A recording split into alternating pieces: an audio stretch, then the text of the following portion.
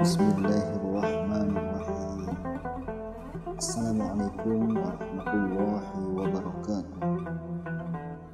Allahumma salli ala sayyidina Muhammadin abdika wa rasulika nabiyil ummi wa ala alihi wa sahbihi wa sallim.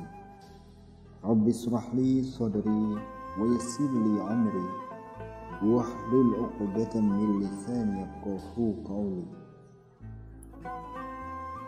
Melanjutkan nasihat Imam Al-Ghazali pada video sebelumnya mengenai tentang hal yang harus dilakukan mereka yang ingin mencapai jalan Tuhan Jalla Jalaluh, yakni yang kelima, ia harus memiliki mursyid atau pembimbing dan murabbi atau pendidik yang bisa menunjukkannya kepada jalan yang benar seraya menjauhkannya dari berbagai akhlak yang tercela serta menggantikannya dengan akhlak-akhlak yang terpuji. Yang dimaksud dengan pendidik di sini adalah yang berposisi seperti petani yang memelihara tanaman. Setiap kali ia melihat batu atau tumbuhan lain yang membahayakan tumbuhnya tanaman itu, ia mencabut dan membuangnya keluar. Lalu ia menyirami tanaman itu terus-menerus sampai tumbuh besar agar menjadi yang terbaik. Jika engkau tahu bahwa tanaman itu membutuhkan seorang petani yang memeliharanya, maka demikian pula seorang yang berjalan menuju Allah Subhanahu wa ta'ala. Ia benar-benar membutuhkan seorang pembimbing dan pembina. Karena itu Allah Subhanahu wa ta'ala mengutus para rasul kepada semua makhluk guna menjadi sarana untuk menunjukkan mereka jalan yang lurus. Sebelum Nabi kita Muhammad SAW meninggal dunia, beliau juga menunjuk para khulafa rasyidin sebagai pengganti beliau untuk menunjukkan manusia ke jalan Allah. Begitulah seterusnya hingga hari kiamat. Maka mereka yang meniti jalan Allah pasti membutuhkan seorang mursyid atau pembimbing. Syarat seorang mursyid adalah harus alim. Tapi tidak semua orang alim bisa mendidik dan membina. Dengan demikian, ia harus alim sekaligus mempunyai keahlian dan keterampilan untuk membina. Mursyid seperti ini mempunyai ciri-ciri tertentu. Kami akan menyebutkannya untukmu secara ringkas, sehingga tidak semua orang bisa mengaku sebagai mursyid. Mursyid adalah orang yang tak lagi cinta pada harta dan kedudukan, serta ia juga dibina di tangan seorang mursyid. Begitulah seterusnya sampai rantai tersebut berakhir kepada Nabi Muhammad SAW. Ia juga menjalankan berbagai latihan rohani seperti sedikit makan, sedikit berbicara, sedikit tidur, memperbanyak salat, sedekah dan puasa, serta merengkuh cahaya yang bersumber dari Nabi Muhammad SAW.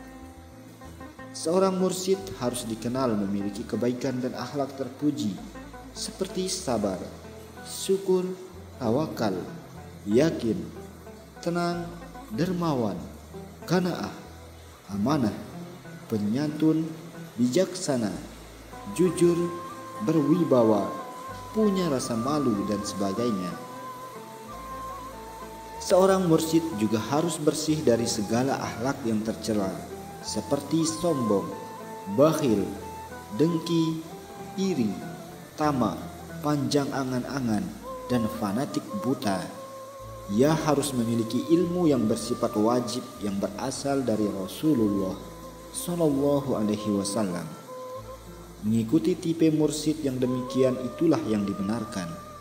Tapi tentu saja ia jarang ditemukan, apalagi di zaman kita sekarang ini.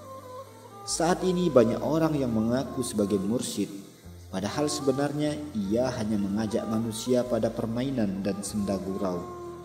Bahkan banyak sekali mereka yang ateis mengaku sebagai mursyid dengan menyalahi kaidah syariat. Karena banyaknya mereka yang mengaku-ngaku seperti itu, akhirnya para mursyid yang benar bersembunyi di pojok-pojok masjid. Dengan beberapa ciri yang telah disebutkan di atas, mursyid yang hakiki bisa diketahui, sehingga jika ada orang yang memiliki ciri-ciri tersebut, ia termasuk mursyid. Sedangkan yang tidak memilikinya berarti hanya mengaku-ngaku saja. Manakala seseorang telah berhasil mendapat mursyid sejenis ini, maka ia harus menghormatinya secara lahir dan batin. Penghormatan secara lahir dilakukan dengan tidak mendebat, tidak mengingkarinya, dan tidak membuat argumen yang menjatuhkannya dalam setiap persoalan yang ia sebutkan. Walaupun ia memang jelas-jelas salah, ia tak boleh menampakkan diri di depan mursyid dengan alas sajadahnya, kecuali jika ia bertindak sebagai imam. Jika telah selesai salat, ia tinggalkan sajadahnya itu sebagai bentuk adab di hadapan mursyid. Ia tak boleh banyak berpindah ketika sang mursyid berada bersamanya. Ia harus melakukan perintahnya sesuai dengan kapasitas kemampuannya. Ia tak boleh sujud kepadanya dan juga kepada selainnya, karena hal ini termasuk kekufuran. Ia harus betul-betul mengerjakan perintah sang mursyid tersebut, walaupun secara lahiriah sepertinya merupakan bentuk kemaksiatan. Sementara itu, yang dimaksud dengan penghormatan secara batin adalah bahwa apa yang telah ia terima dari mursyid secara lahir tidak ditolak oleh batinnya. Kalau tidak, maka ia telah munafik. Apabila ia tak mampu melakukan hal itu, hendaknya ia meninggalkan mursyid tersebut sampai batinnya selaras dengan penampilan lahiriahnya. Sebab tidak ada gunanya ia terus menyertai mursyid tersebut kalau hatinya menolak. Bahkan bisa jadi hal itu akan menjadi sebab kehancurannya. Keenam, menentang intrik-intrik hawa nafsu. Hal ini hanya bisa diwujudkan dengan meninggalkan para teman bergaul yang buruk, agar tangan-tangan setan, baik yang berbentuk manusia maupun jin, tak berdaya. Juga agar noda kotoran setan bisa terangkat darinya. Sekian nasihat kelima dan keenam ini kami sampaikan. Akhirul kalam, wabillahi taufiq wal hidayah. Wassalamualaikum warahmatullahi wabarakatuh.